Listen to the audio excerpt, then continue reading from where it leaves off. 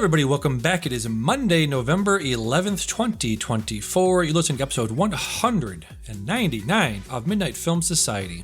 Your host with the most, Damian Sherman. Joining me today is... Derick McDuff. On today's show, for months you've heard us talk about them. Now they're finally here. 3 award season contenders have been seen by us and will be discussed today. Sean Baker's Palme d'Or winning film Anora, Jacques Audiard's Palme d'Or nominated film Emilia Perez, and Edward Berger's not Palme d'Or nominated film Conclave. But before that, we'll get into some film and TV news, go over what else we've been watching, and finish up with our Letterboxd assignments. Right into the show, Midnight Film Society, gmail.com, Bicycle on Threads, Midnight Film Palm on Instagram and Blue Sky. Subscribe on Pocket Cast, YouTube Podcast, and Spotify. Rate, review it on Apple Podcast. Tell a friend, family member, or stranger. What's up, man? How we doing? I'm like all people with a soul and a conscience. Yes. Right now I'm doing bad. Yeah.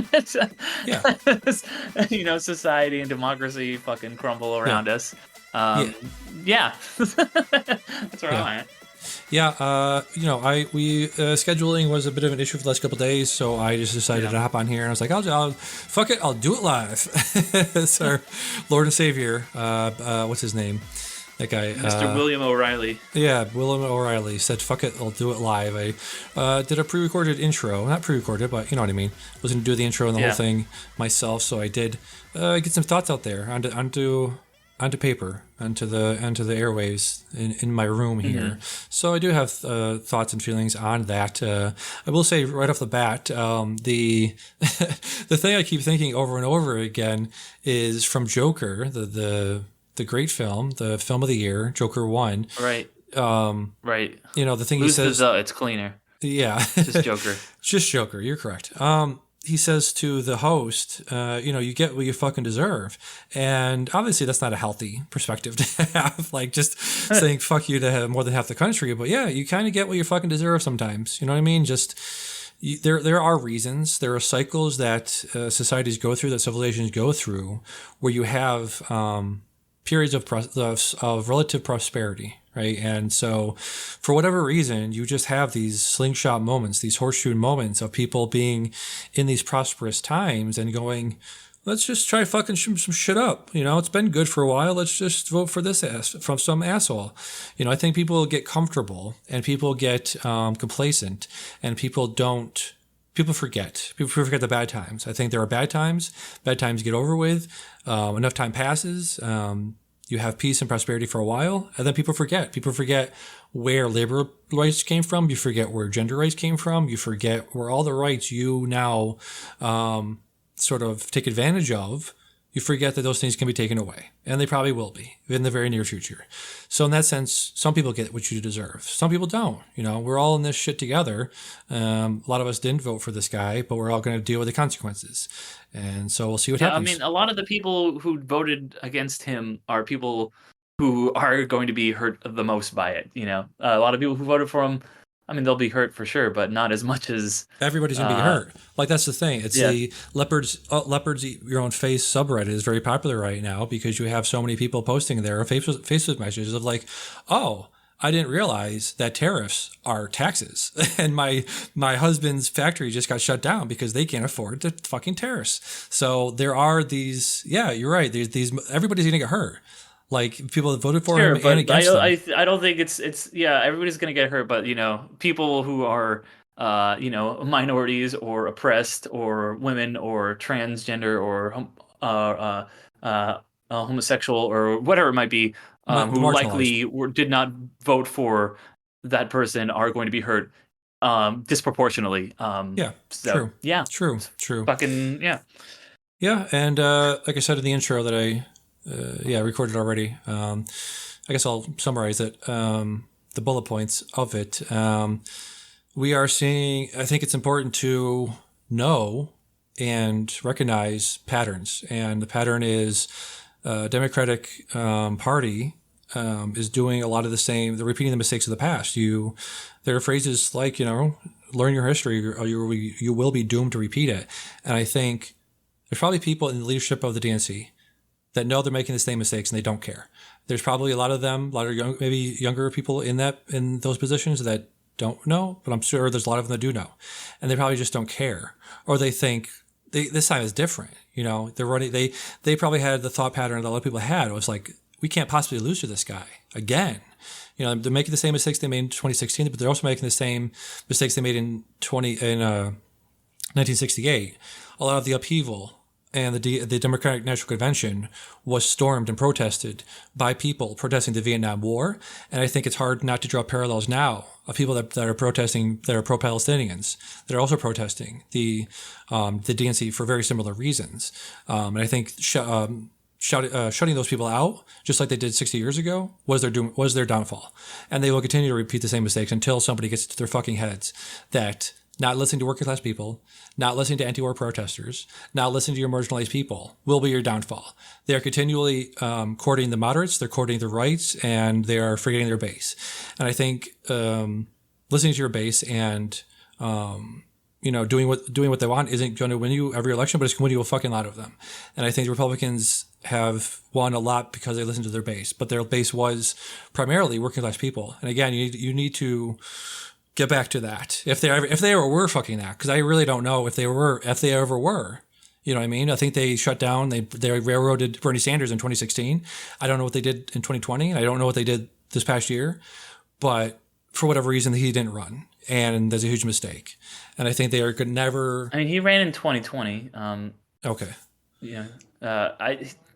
Okay. I'll just. You're not wrong about the DNC having their fucking head up their ass and shutting out people like Sanders and stuff. But I don't think it. I really don't think it mattered. I really don't think that Bernie Sanders or Pete Buttigieg or fucking anybody was necessarily going to win this election. I just think there's a lot of fucking racist people and a lot of hateful people and a lot of stupid people who think that eggs are expensive or whatever the fuck. And I don't think that everybody wants to find the magic bullet, the reason the fucking Democrats lost or whatever. And is it the third party voter? Like, everybody has a finger to point. Is it the Latino vote? Like, everybody has some finger to point. And I don't think there's an answer, that there's not one definitive answer. I don't think if you ran a different candidate, you would have had a different response. Because I think that was people like, oh, Joe Biden's never going to be able to beat him. Well, it's getting Kamala Harris. She'll win for sure. And that was clearly not accurate. And I'm not defending the DNC here in any respect, because everything you've said has been right. But I don't think that they were going to win no matter what. I think there's just too many racist, stupid pieces of shit in this country. Yeah, you're probably right. He got closer. You know what I mean? I think putting up the best fight possible. Sure. It's not horseshoes or hand grenades, though. Yeah. I just think that they had the opportunity to run a better campaign, much better campaign. They could have. Yeah, that's accurate. I'm not debating that at all. No, I know. And it's also, what was I going to say? I think it was inevitable, fortunately, I should reference that thing. But I think you're right that it was inevitable. I think you do see patterns historically going back and forth between, fascist regimes coming to power after, like I said, decades of progress. I think there are setbacks. I think, it's very, very hard right now to listen to me or anybody say, the history does bend towards justice, but it actually does. It's you have years and decades and centuries of progress, and you have setbacks, major setbacks. You have world wars. We're probably going to be seeing some major wars, or the other possibility is Ukraine is disbanded, Ukraine is taken over, Palestine is obliterated. Those are definitely possibilities. I like you said, I'm not out here trying to say this is why this happened. I'm saying many of these things contributed to where we are now. I don't, me saying all those things about what went wrong, that's not me saying they could have done those things better and we would have had a different outcome. I do agree with you wholeheartedly that I think Trump would have won no matter what. It was a landslide. It was not even close. And so there was very few things that could have been done to affect a different outcome. Totally agree with you on that. I just think it is immensely frustrating, deeply, deeply, deeply frustrating that the problems that we saw in this campaign are very, very similar two problems that were made very, very recently, and also, like I said, decades ago. Yeah, I just can't wait for 2028 when Obama starts running it back, because the Republicans Yeah, have repealed the 22nd Amendment, yeah, and Obama's just going to come out of retirement like Michael Jordan and fucking dominate. That's what I'm Y- waiting for. yeah. The last thing I said in the first time I did this was I think it's very I think people bristle at anybody looking at moments like this and pontificating and being like Aaron Sorkin and making grand gestures and grand symphonies and grand like speeches as if that will help. It's not going to help, but I do think it's you and I and a lot of people try to fall back on find solace in quotes from Lord of the Rings and things like that of Gandalf saying, you don't get to choose. Like Frodo was saying, like, I don't like being here. I don't like this world. I don't like this events. Yeah. I don't like being forced to confront these things. And he Gandalf says, He we says don't something like, get to I choose wish the times we I've live never in. yet seen these dark times. Yeah. So do all who see such times. But yeah, it's it's good shit. I've been seeing a lot of it crop up on the Instagram and TikTok and whatnot. And there's gonna be a movie we're gonna be talking about that where I'm gonna have some specific thoughts relating to that. So I'll save that. Yeah. And again, it's you in 2016, before 2016, I wasn't involved in politics at all.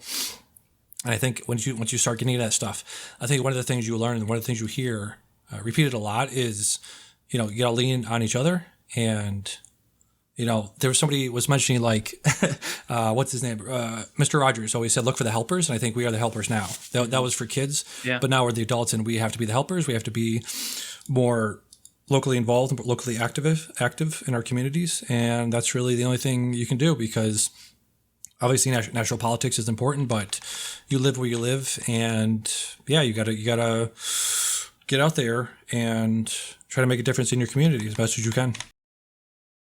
Well said. Well said. I think so. Like, we're all despairing right now. But Yeah. yeah, there's nothing to do but continue and fight. Yes. I keep saying that's the last thing, but another thing I said was, again, going along the same lines of me, and I will say me, a lot of people got, comfortable, again, complacent. And a lot of things we talked about when we talk about like 90s media, 90s movies, especially 99, we had a lot of entire generation of people who were their biggest, one of their biggest problems, like this existential crisis. What am I going to do in my life? We're like Tyler Durden said, we're the middle children of history. We have no great war. Well, we got one now. We are. Yeah. Well, that's Gen X. They don't matter at all. Well, I'm just kidding.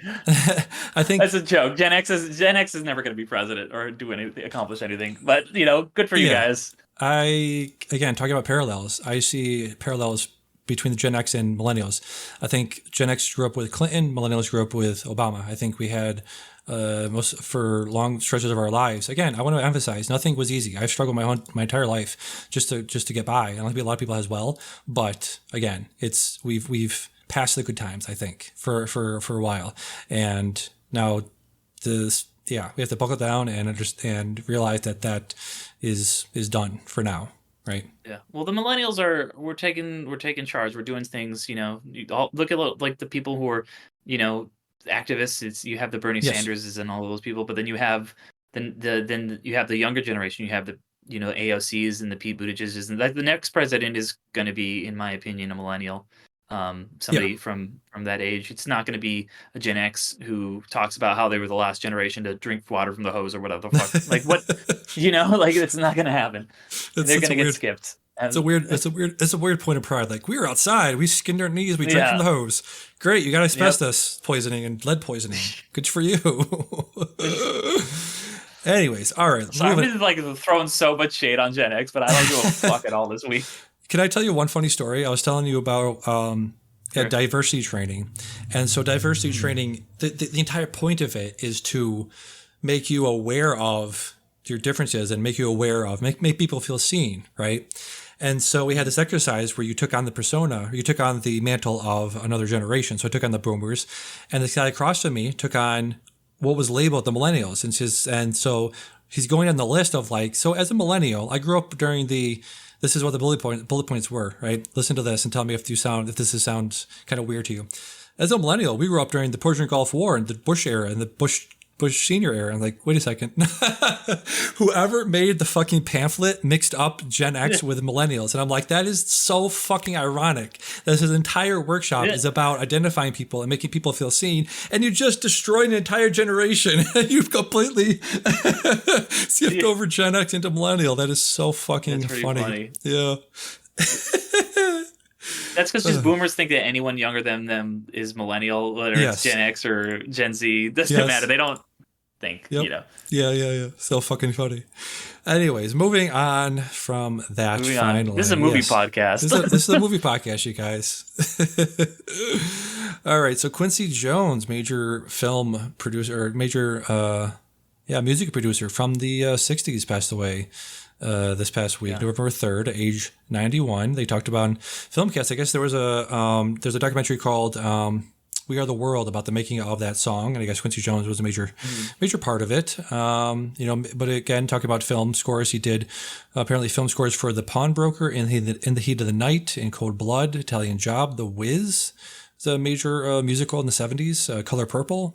Major one of the biggest, I would say probably the biggest music producers in the world passed away this week. Yeah. One of the coolest dudes ever too. Yes. Like he's just so fucking smooth. Quincy Jones just fucking rules, man. Yep. And of course brought us the great Rashida Jones as well. Yeah, that's true. Yeah. Rashida's dead. Yeah. So rest in peace, Quincy Jones. So we got a couple trailers here. I don't usually include these many trailers, as much news about movies that are coming out, but I included this one because they're, as Steven Soderbergh tends to do. He just makes a movie on the side, real quiet, and then just sort of puts it out there. Steven Soderbergh's next film is entitled Presence, and it is it's a ghost story. Not like it is pretty much like David, what's his name? A ghost story director. I'm blanking on his name David. right now I'm spacing. He directed Pete's Dragon. I love his stuff. David Lowery. Thank you, David Lowery. So it is essentially that, but apparently it's going to be like a horror movie from the ghost point of view, which was, we've seen a bunch of Steven Soderbergh's films during the pandemic come out and be very, very good. I think a lot of his movies from the last couple of years have been on at least my top 10 list. I believe Kimi was on both of our lists that year, correct?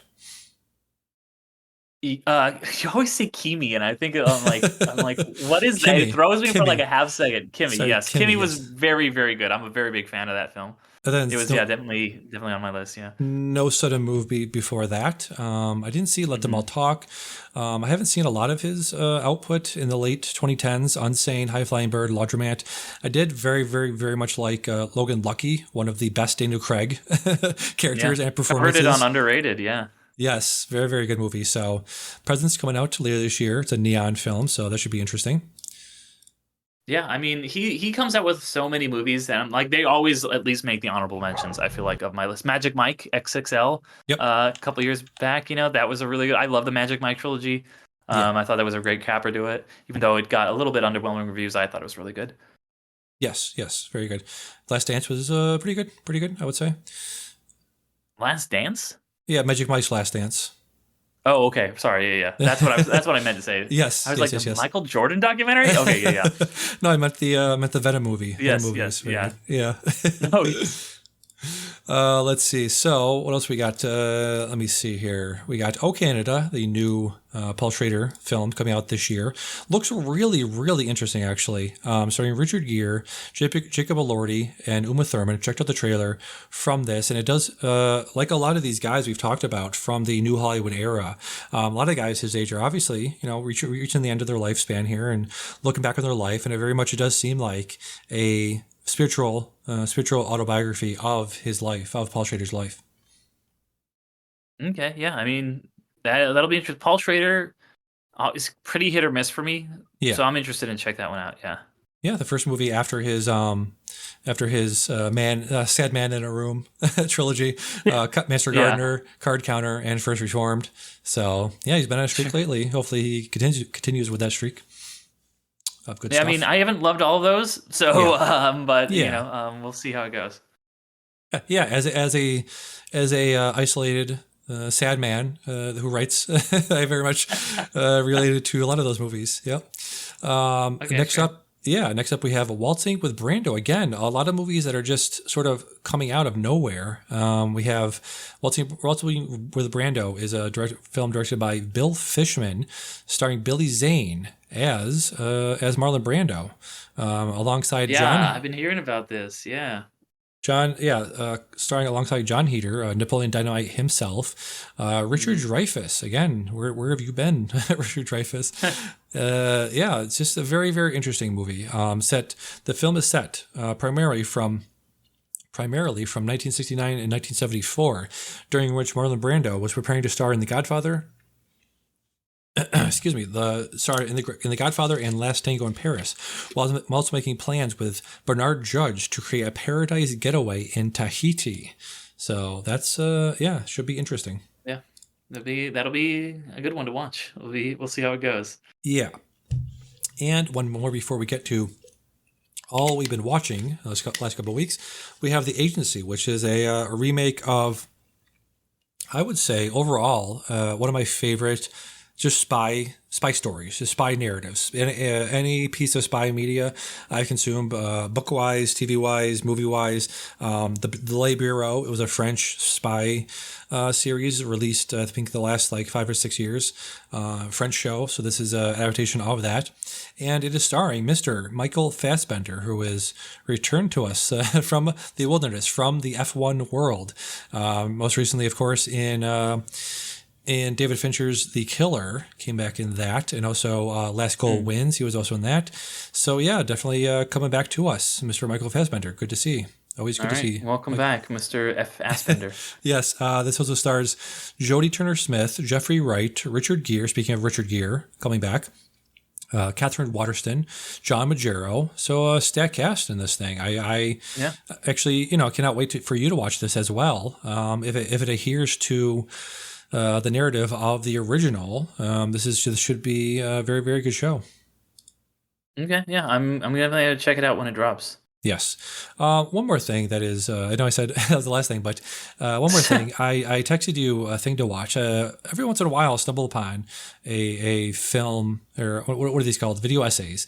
Video essay. Yeah. Yeah. Yeah, been a fan of video essays myself. I made a couple in my time. This one really hit me. It is about the film La Giette. Trying to find the director's name. I don't know if you have it right off the bat, but it Do is. not. Yeah, let me look it up real quick. La Giette. It is apparently a highly influential film. Let me pull up the Wikipedia. So La Giette is a 1962 French science fiction featurette directed by Chris Marker and associated with the left bank artistic movement. Constructed almost entirely from still photos, it tells the stable time loop story of a post-nuclear war experiment in time travel. It is 28 minutes long and shot in black and white. It won the Prix Jean Vigo for short film. The 1995 science fiction film 12 Monkeys was inspired by and borrows several concepts directly from La Giette. And so if you know 12 Monkeys, if you know that story at all, this is highly influential on Chris Nolan's Memento as well.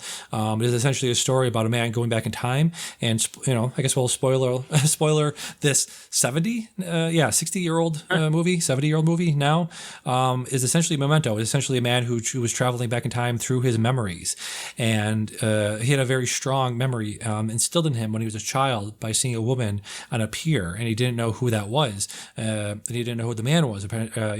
As these things tend to do, he was the man looking at the woman, and so that sort of thing falls back on itself. So, very very highly influential time travel movie from 1962, and this person made a really emotionally impactful. I don't know why it was so emotionally impactful to me, but it was just really well made, really well constructed, really well analyzed.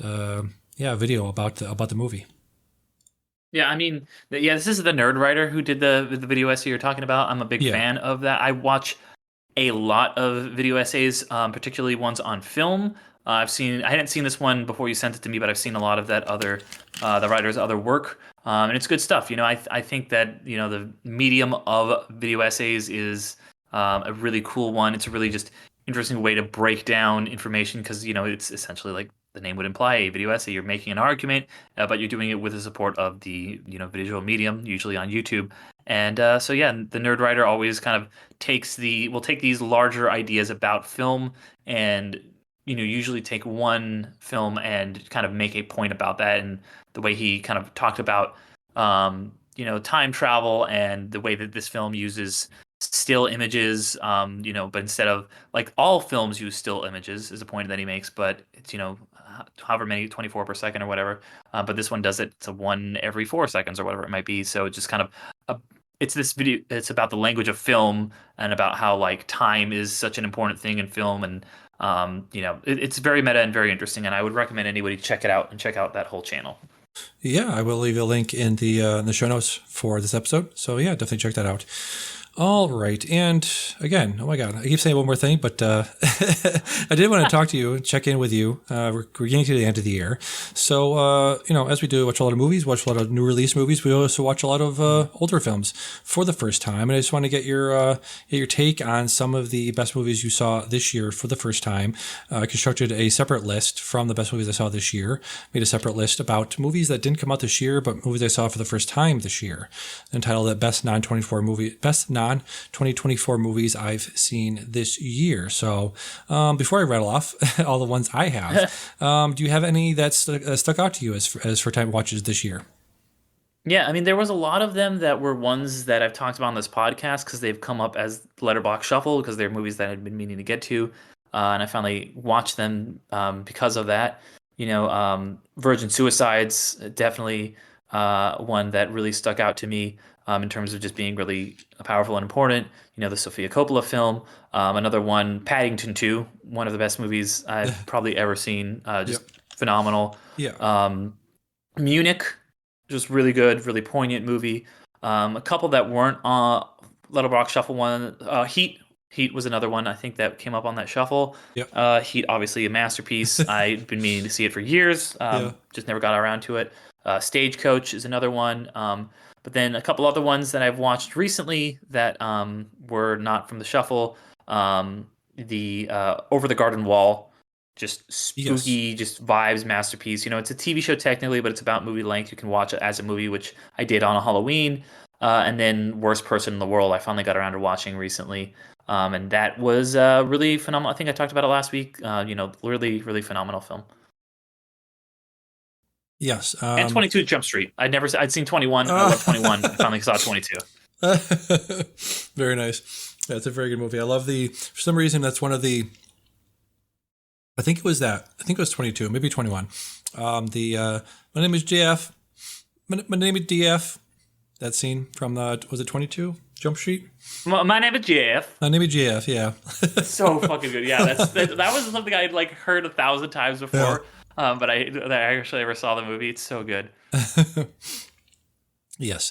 So for me, I have constructed a list. You can find it on my Letterboxd, Midnight Film Pod on Letterboxd. Best non-2024 movies seen this year. Let's just go through them. I'll go through them very quickly. So number 10 is American Movie, the documentary about a filmmaker trying to make a movie. One of the best movies from '99. Is to have Memories by Satoshi Kon. They did the Satoshi Kon marathon or filmography this year on Blank Check, so I checked that out because of that. And one of the best anime movies constructed. I think I talked about it at the time of watching it and being like, we used to be a country. Well, Japan used to be a country. They used to make things with their hands, and not CGI. So it's definitely made me very nostalgic for that time of hand drawn animation. Sound of Music. Yeah, no, there's it's a tragedy that he only got to make a few films before he passed away. Yeah. Yes. Exactly. For my now dormant best picture winning marathon, Sound of Music from 1965 was a amazing first time watch. Yeah. For the freaks, for the genre freaks, Streets of Fire by Walter Hill from 1984. Incredible. Oh, okay. Yeah, there's a really good video essay. Speaking of video essays, that Patrick Willems did on that about how it's the greatest movie of all time for the first 15 minutes. He's not wrong. He is not wrong.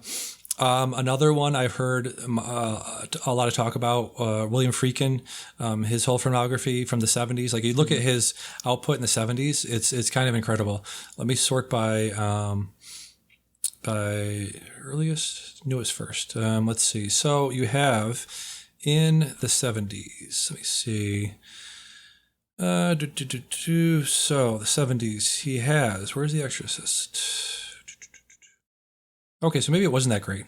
I'm just looking at it.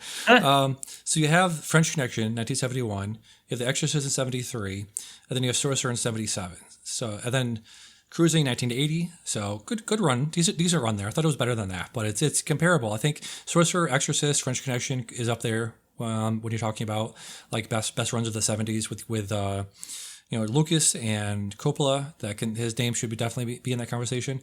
Sorcerer is incredible. Incredible Roy Scheider performance. Incredible example of like on location shooting.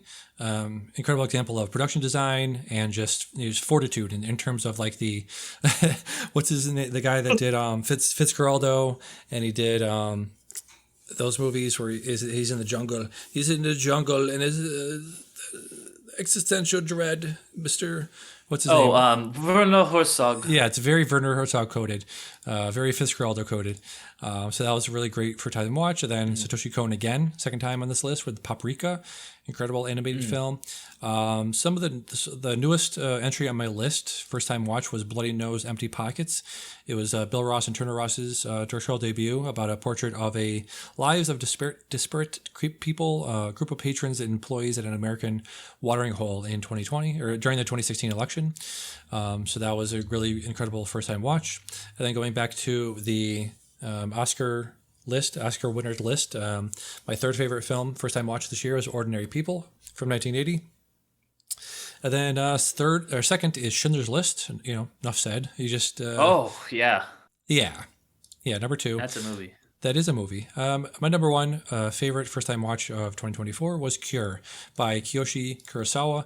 This is all the stuff I love: horror, creepy horror. I think if you want to look for example of a elevated horror that's not from the last 15 years, that wasn't made by A24, definitely check out Cure from 1997 by Kiyoshi Kurosawa. Okay, all right. Yeah. I have to give it a try. Yes, sir. So for real now, for real. For realsies this time. No takesy backsies. No takesy backsies, for real. What we've been watching, I watched a bunch of stuff, like I said at the top. The award season is kicking off. A lot of award contenders, a lot of prestigious films on my list. But starting off now, not a prestigious film, a genre flick, a genre schlocky flick, Smile 2, Still Smiling, directed by Parker Finn. This is a direct sequel to Smile 1, direct continuation. Smile 1, let's start smiling. Yes, exactly. Kyle Gallner from the first one is at the beginning of this film. I won't talk any spoilers of this. There are many things you could talk about this film when it comes to. I don't know if I'll ever going to see it, so if you want, you can spoil it. All right, so full spoilers for Smile 2 starting right now. Kyle Gallner's character from the first movie starts off this movie. It's almost entirely one shot, but it is one of those shots, one of those scenes that if you watch a lot of one shot things, you can be like, okay, I see like 3 cuts right there. I see why you shot that empty room there for 8 seconds to reset behind the camera probably, but still really well done. Still very hectic. Still the ending of the scene is just like, holy shit. And then the way the camera pulls out and the thing it reveals is like this. So I'll just say it. He's running out of this house. He's being shot at by drug dealers. He runs into the street, gets hit by a car. The camera pulls out and it keeps pulling out. So you see his entrails smeared across the street. And of course, as the camera's pulling out, you see his carcass and his blood and his entrails smeared across the road in the shape of a smile. So that's how this movie starts, with a fucking bang and a half. This movie also stars Ray Nicholson, who is Jack Nicholson's son, and you can definitely see a lot of the similarities in there with his face and his eyebrows and his smile. So he's pretty good. He's a pretty good background character. He's not in this a lot, but the main star of this movie is Naomi Scott. giving one of my favorite performances of 2024. It is so unhinged. It is so energetic. It is so out there. Really, her performance merits the cost of entry for this incredible performance. I will say so. Yeah, talking full spoilers. So get ready for this shit, dude. So Okay. the end of this movie is she is a pop. So she's a pop star. Let me see her character's name. Is Naomi Scott plays Sky Riley, a famous pop star, famous pop music recording artist.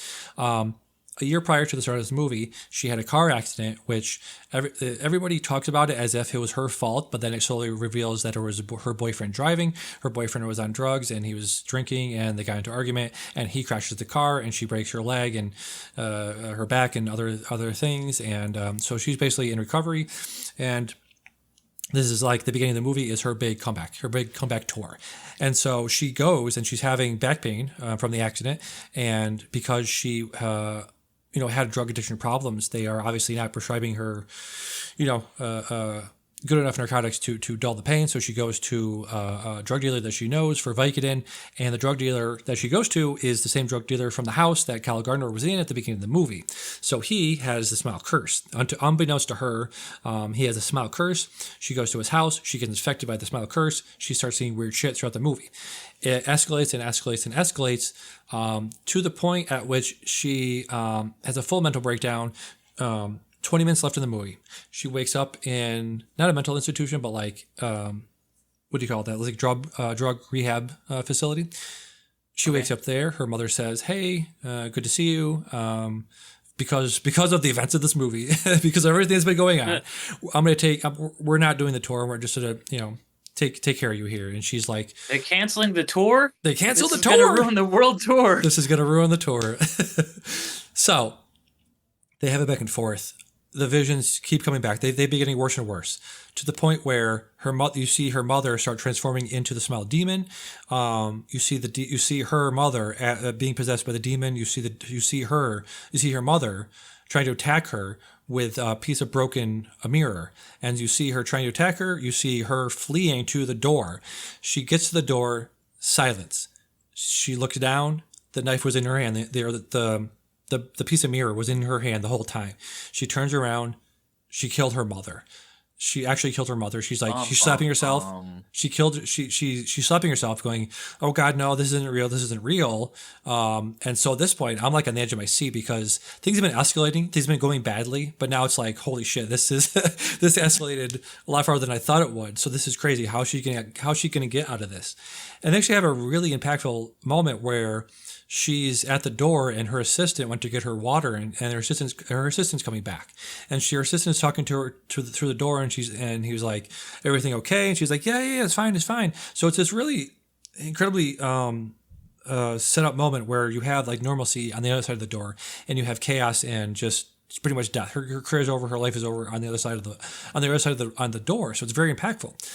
She runs out of the. She basically somehow escapes.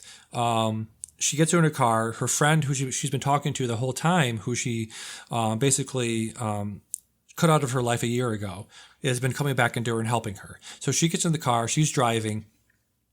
At a certain point, or no, she's not driving. Her friend is driving. At a certain point, you realize her friend was never around. Her friend never came back to her. Her friend was the smile demon the whole time. Cuts back to her in the car. She's driving the car. She's like, okay, so that was real. Everything that happened was still real, right? She drives to Staten Island, where this doctor said that if he stops her heart, the smile demon should abandon her because the demon will think she's dead. He explained to her that he knows about the smile demon, and he's figured out that there's two ways of the smile demon getting away from her, stopping, to stop all this madness. There's two ways: either she dies, or the thing kills her and keeps spreading. So he goes, okay, so I'm going to stop your heart. We're going to go to this abandoned Pizza Hut in the back, in the cooler. I'm going to stop your heart. Your brain will be fine because we're in a cold enough environment. She goes, okay. They get to the freezer. They start trying the process. He's like, let me go in the other room. I forgot something. He leaves. So, of course, he leaves her alone. Of course, the smile demon comes in and attacks her. She puts the tranquilizer in her neck to try to stop it, to try to kill herself or stop her heart. The thing just disappears out of her hand. The demon was like, none of this was real. And she's like, what do you mean none of this was real? Smash cut to again, she's on stage. So none of what I just told you for the past 5 minutes actually happened. She was never in the hospital. She never killed her mother. That whole part that I was like on the edge of my seat, feeling very emotionally attached to this moment, these events, they never happened. So I was like, fuck all that. Fuck that. You know, you can't construct a 20-minute set piece then and emotionally invest your audience and then say none of that happened. I was like, fuck that. I still give the movie 3.5 stars. I think there are enough good moments in this movie to recommend seeing it, but the last 20 minutes really put me off to it. Yeah, I mean, there's a reason I don't watch these fucking movies. I mean, I haven't even seen so like obviously this is Smile 2 is the sequel to Smile, which is a ripoff of the American Ring, which is a remake of the Japanese Ring, and I haven't even seen the Japanese Ring yet, so that I'm gonna see that before I see, and it's got my boy Hiroyuki Sanada in it, so I'm gonna see that before I see Smile 2. There's like 8 steps before I get to see Smile 2. Yeah. Yeah. I was Sounds dude, not great. you could have heard me groan at the end. If you were in the theater, you would have heard me groaning. I'm like, this sucks. This sucks. So now, just to put a capper on that, she was performing the entire time she was on stage and performing, and so the Smile Demon kills her. She dies. She kills herself with the microphone into her face in front of not just the audience, but anyone watching at home, the live stream. So apparently, the next Smile is going to be, worldwide Smile Demon released to the world. Smile 3. Smiles everywhere. Smiles everywhere. Yes. Hands across America. Smile 3. Smile 3. The last smile.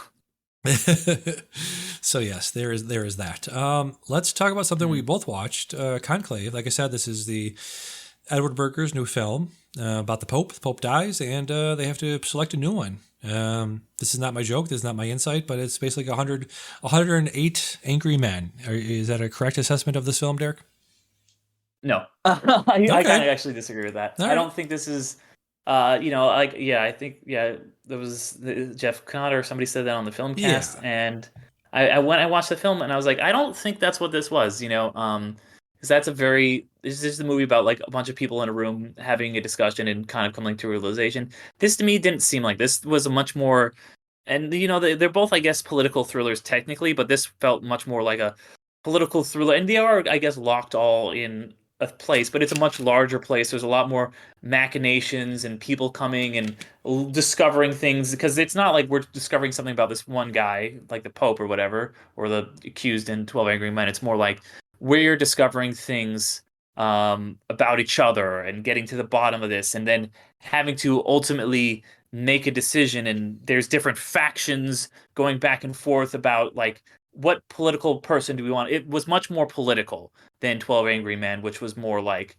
12 Angry Men was much more, straightforward kind of thing, whereas this was like, there's all these different levels and machinations and sides and flipping sides, and then you find out that this is here, and well, what's this thing mean? So I didn't really see the connections between them more than a surface level. So what do you think of Conclave? Well, Dave, I really, really liked this movie, and nice. I was thinking about it because I watched this movie. I did a doubleheader with this and another movie we're going to talk about later. I did a doubleheader. I'm full spoilers here. Yes. For this movie, the day after Election Day, because I got off of work at 7, had a ticket for 7, and for this one, just went straight to just go kind of watch it. Because I couldn't do, I was just like, fuck it, I'm just going to watch something. And I don't know, it really, really hit me on an emotional level. And if I had watched this, a week or two ago, maybe it wouldn't have. Maybe it would have, but definitely not to this degree, because, its crux, this is a movie where it's a group of people trying to elect a new pope. So it's people trying to elect a leader. There's one person who is a very Trump-like figure, who is very much like, my whole goal is to take the papacy back 50 years to before this doctrine in the 60s.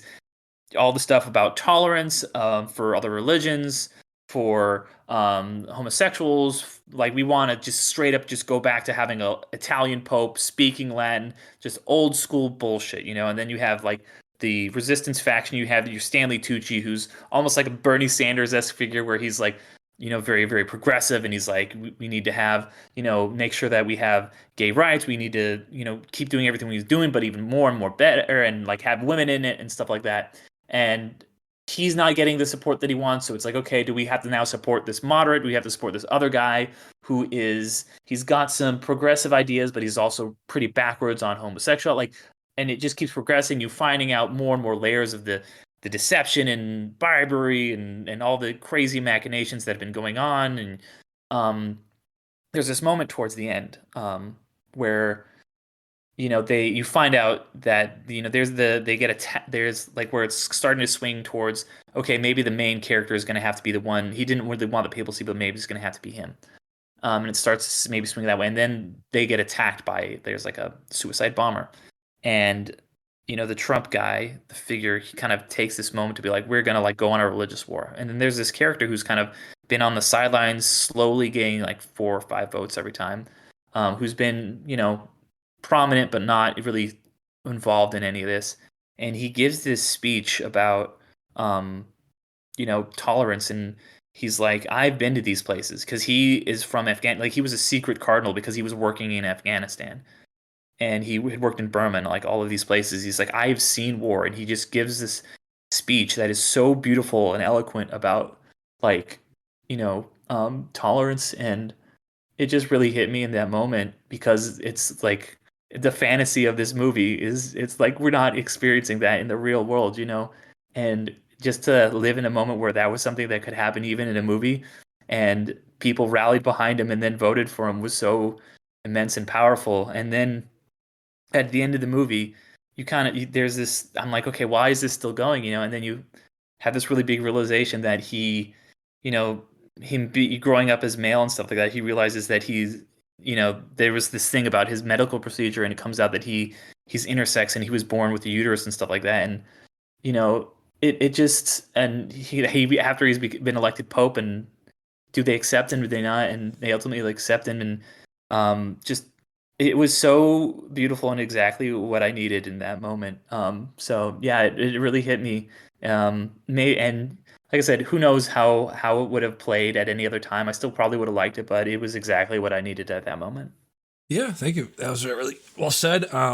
Yeah, it's an incredible movie. I think there are moments in this where, like I said at the beginning, you have these reactions to hate and death and terrorism, and like he said, like the Trump guy said, like we are in a holy war. We need to insulate ourselves and become even more conservative and shut the people out and only have our voices spoken here. And we have all these people coming here. This is what they do. And well, you're right. The guy turns around and says, you want a war. You know what that means. You don't have any idea what you're talking about. We have to go out and love everybody, no matter what. That's what they don't want. That's what you don't want. That's what what Trump supporters don't want. That's what fascists don't want, is different voices coming in. I do think they have. There's a lot in this movie. I think it's very, very well written. I think it's one of the best written movies I've seen this year. I think you do have these arguments made that I think under different circumstances I would be more empathetic towards. Speaking specifically about the conversations they had in the mess hall in the lunchroom, where I forget who was talking about it. I think it's one of the Italian guys was talking to Ralph Fiennes' character and saying, okay, you got your way. You liberal people got your way. And now we don't need to have mass in Latin. Now look around. Now all the Italians are with the Italians, Spanish with the Spanish, yada, yada, yada. And to a certain extent, I could understand somebody looking at that and go, yeah, he's right. If you just have everyone speak Latin, then everybody will be fine. No, you have to have everybody live their life the way they want to live it. And yes, you're going to have people come here, and those different ethnicities and different cultures, they're going to clash. But we have to take those clashes, and we have to say, that's the minority. Those terrorist attacks, those examples of hate, of anger, of destruction, that's the minority. We've been doing this for a long time. People have been coming to different countries for a very long time, and you can't just say, Now is the time to go back to what we used to have. I think just talking about just the way the modern world is set up. It's a very, very, very recent phenomena of having such strictly drawn borders. And I know this is to sound weird and it's a tangent, but I'll get somewhere with it. Used to not have such strictly drawn borders. It's been very recently that we have like customs and we have all of this. You're this person, you're an American or you're Canadian or you're Mexican, and you have to draw this. You have to come through this border, and we have to make sure you're not a danger to us. As opposed to, most people are not dangerous to anybody. Most people just want to live their fucking life in peace. And so, what Trump wants, what this person wants in this movie, what fascists wants, what conservatives want, is the expectation of danger. You want people that are different than you. They want you to look at them in a negative light and anticipate them being dangerous to your way of life. Everybody wants the same way of life. Everybody wants the same thing. And the more times you bring people in that don't look like you, that you talk to, you will understand that. There's a reason breaking bread is brought up when you're talking about finding common ground amongst people. Yes, so that's pretty much all I'll say about that. And yeah, the movie is incredibly acted. One of the best performances I've seen this year from Ralph Fiennes. The movie very much deals with uncertainty. I think he talks about in this movie. I think one of the main themes of the movie is certainty. He says in this movie, the biggest sin you can commit is certain. To be certain is to sin, and he's talking about that by saying, about him. He's talking about himself. And he's talking about other people as well, of being certain in your views, in your assumptions, in your faith. The conservative person in this, I forget the guy's name. Tedesco, I think, was the conservative. Mm-hmm. Yeah. Talking specifically about him, about having these views that he is certain he's right in, but also talking about himself. I think there's that phrase about. Foolish men are always, there's something about if you're foolish and you're confident, and smart men are unconfident, something like that, And so that is the reason why when Tucci's always talking to Fiennes and he says, you should run. People will support you. And Fiennes says, no, I don't want to do that.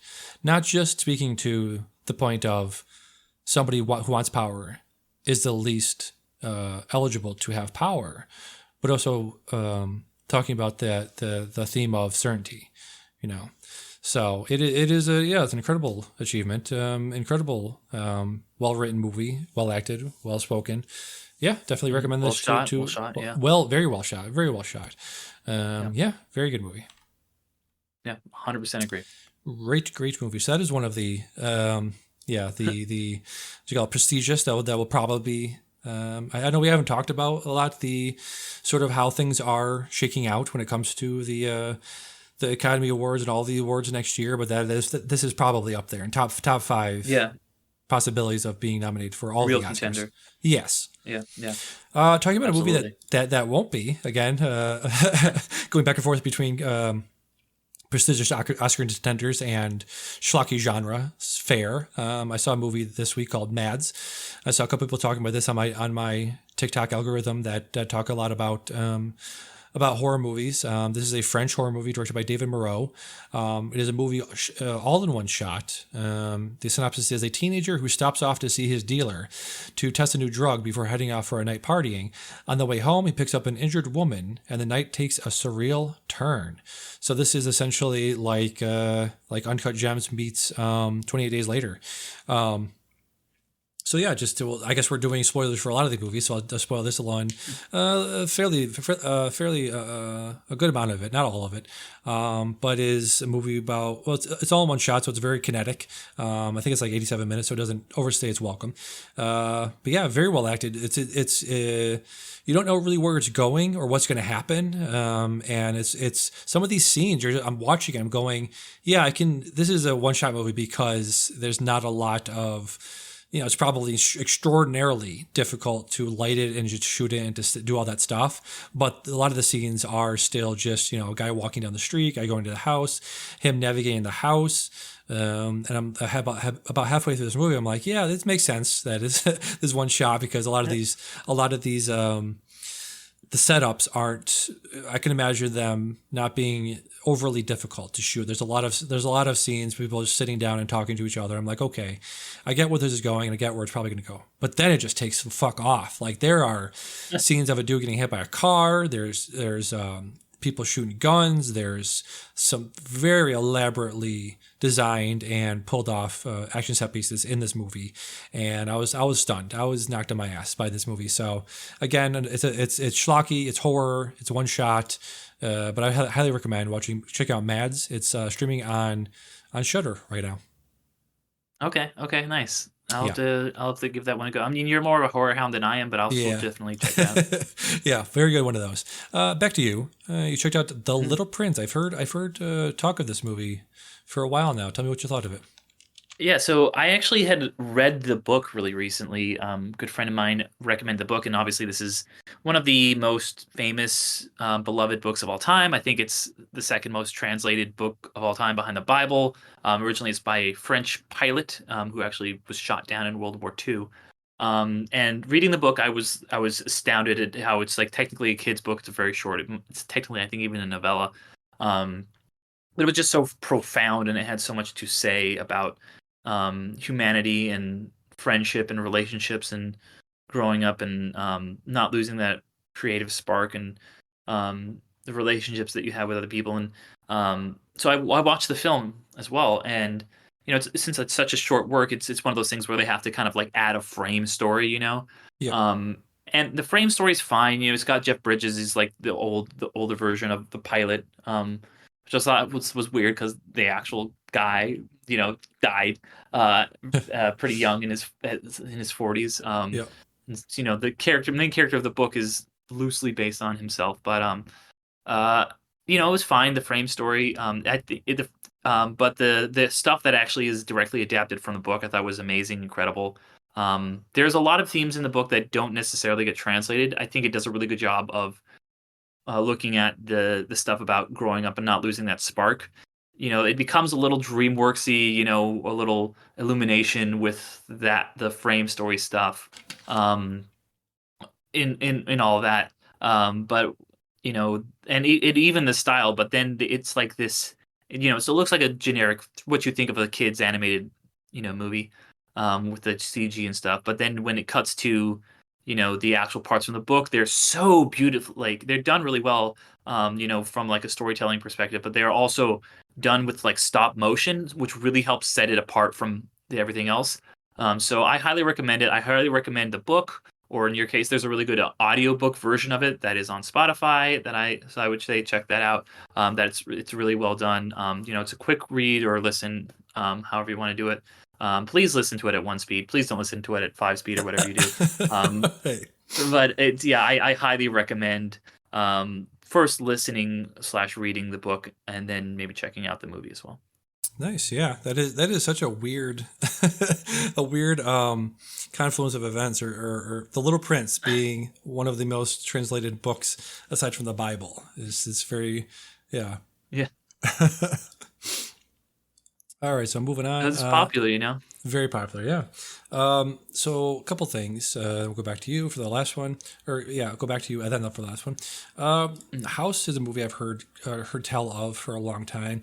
I got one of the most evocative posters of all time. I'm going to drop it in the Discord. It's one of those movies that I saw a lot of, like Bad Taste with another poster, another very evocative poster that I've yet to see the movie of.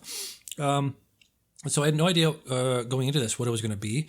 It is essentially like Evil Dead, but in a haunted house, and one guy just sort of going to battle against these very schlocky and funny and ridiculously over the top blood and guts, as you know, Evil Dead was as well. So it's very much like an American Evil Dead, starring William Catt and George Wendt. George Wendt from Cheers fame plays his neighbor, the guy that just sort of is watching all of this happen. I sent you a doc the other day about little short stories, ideas that I had, and this is similar to this of a guy living next door to the haunted house, to the guy going through all of this, and George Wendt is playing the guy that I was thinking about writing about, of just the normal neighbor coming over, want to have a beer, and the guy is just talking about, like, one of the first scenes you see of him.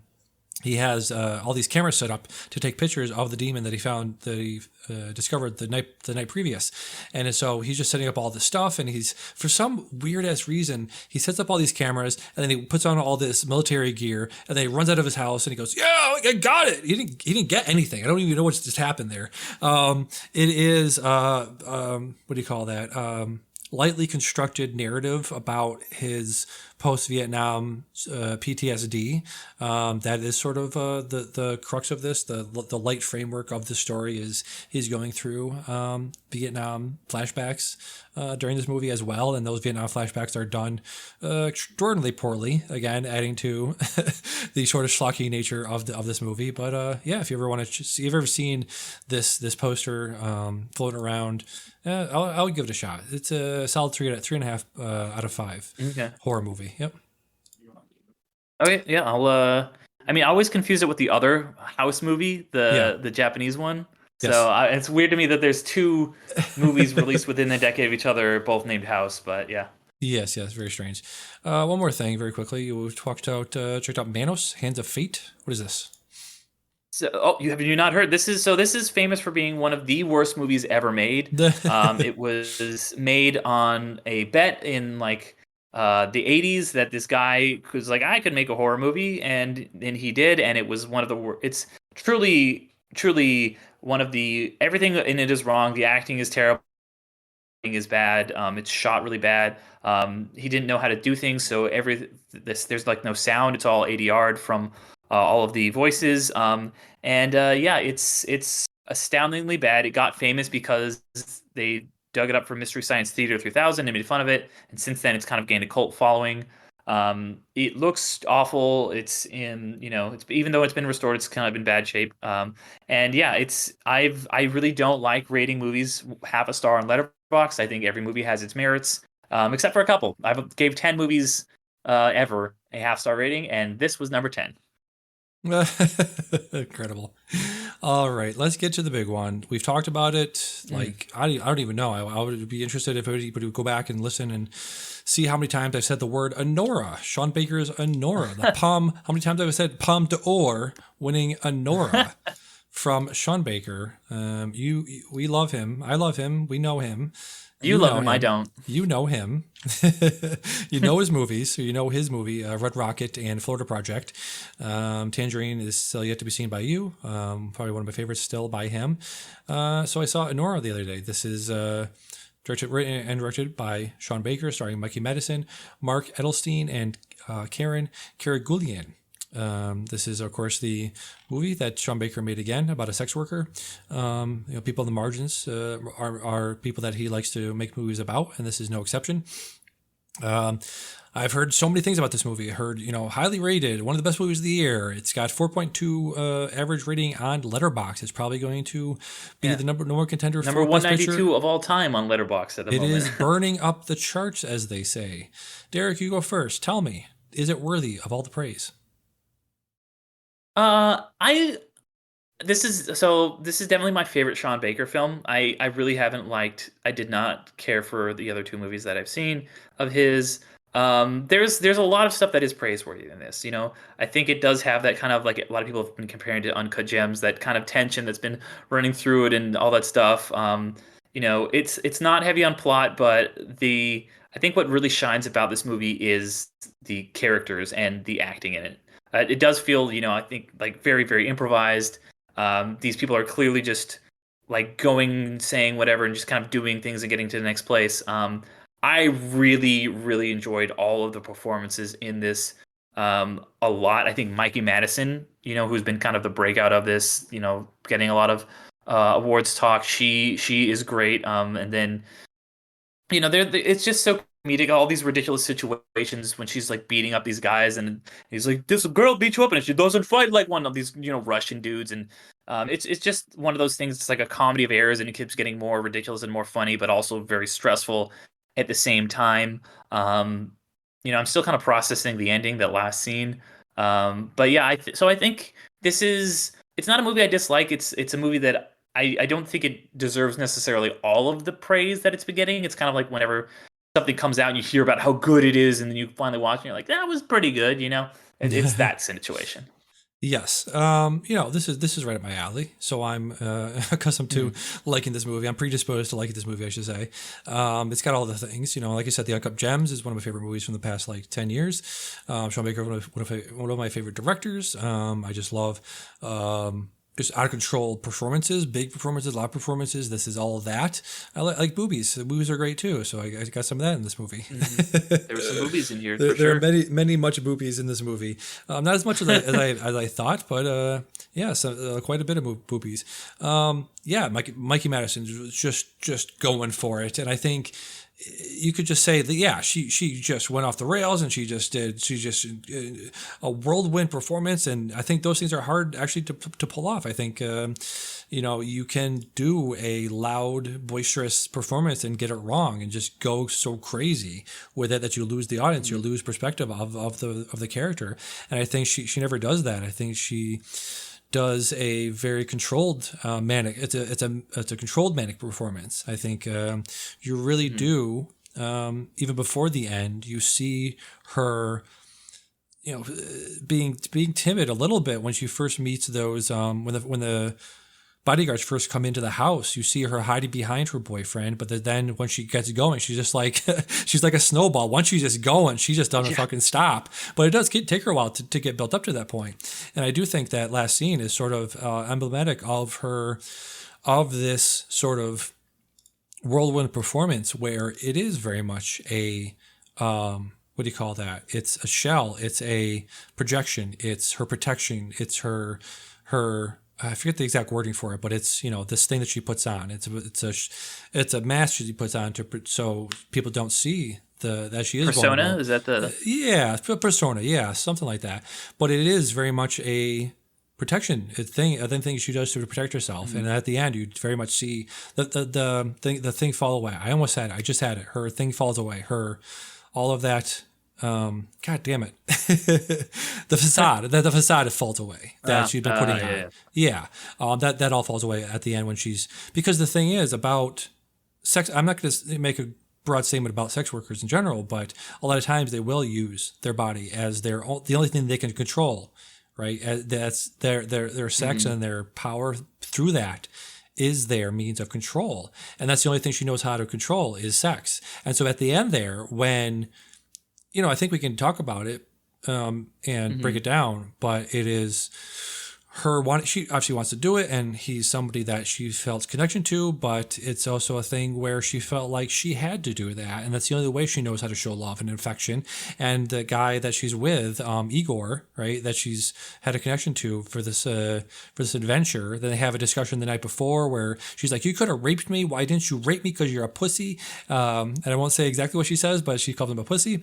And so it's that last scene is emblematic of everything that she's been through this whole entire movie, of trying to put on this facade of toughness. And if all that finally falls away, and I think it's an incredible character study and character narrative, character arc throughout this movie is one of the best examples of a character coming full circle. So yeah, really, really can't recommend Anora enough.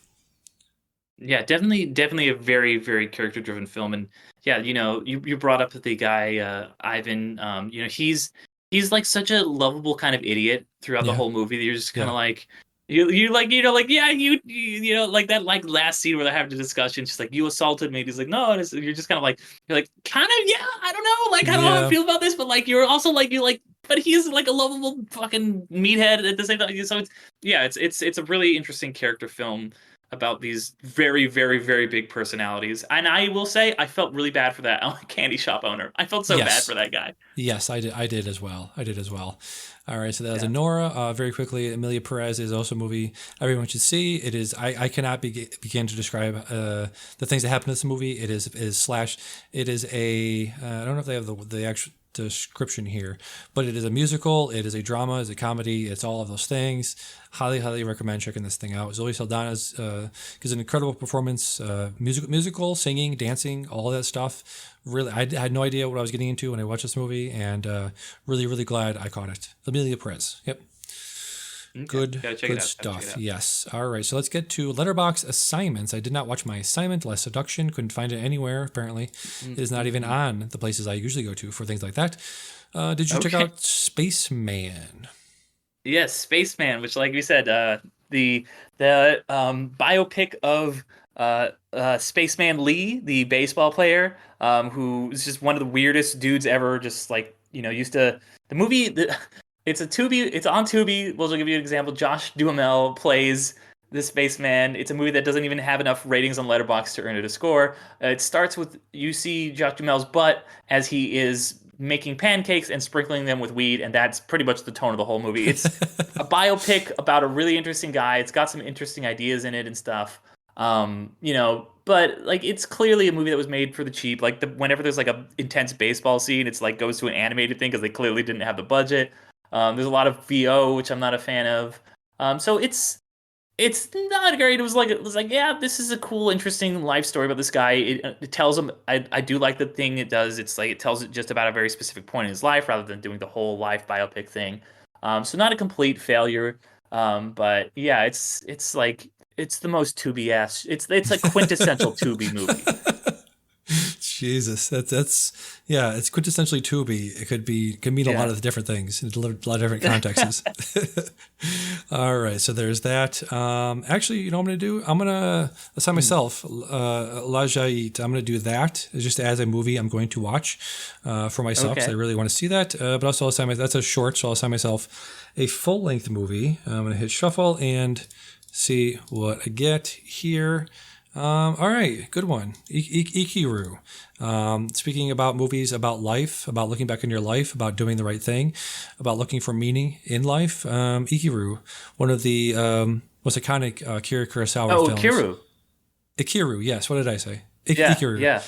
Just like Ikiru. not. Is It's what you not. said. It's not Kir. It's not Kimi. It's or Kimi. How did I say it? Kimi. Kimi. Kimmy. Yeah. It's Kimi is like the bad guy from season Ikaru. 4 of Lost, Ikiru. plays Ikiru. by Kevin Durant. Sure, that movie. People know what I'm talking Ikiru. about. The Yeah, Akira Kurosawa movie from 1952, starring Takashi Shimura. Yes. Were you watching that? Good movie. I will say I recently saw it for the first time because I am going to be on. It's recorded already, but it's not out for a little while. I'm not sure when it's dropping, but a podcast I've been on a few times, Japan on Film. I watched Kiru for that, so check Japan on Film out. Season I think 11. It's going to be. I'm going to be on that, and I had Nice. a lot of. You know what? I forgot to even mention that was a first time watch from this year. Five. That might be my number one, honestly. So Nice. you know what? Yeah, it all comes back around.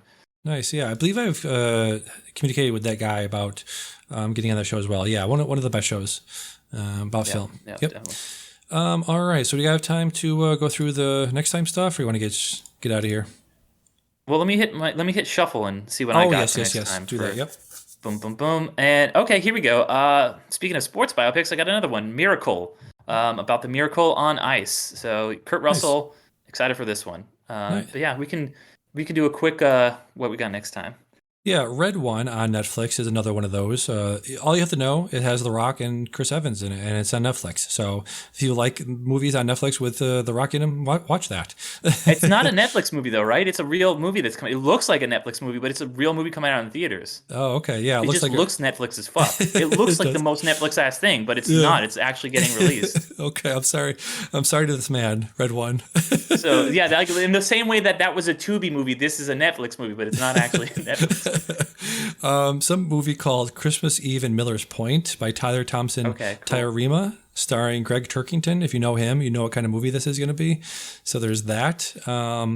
We've got November 22nd, one of the big ones, Gladiator 2, coming at you. We also have Wicked, and we have Blitz, another Oscar contender probably for next year. So November 22nd for next time.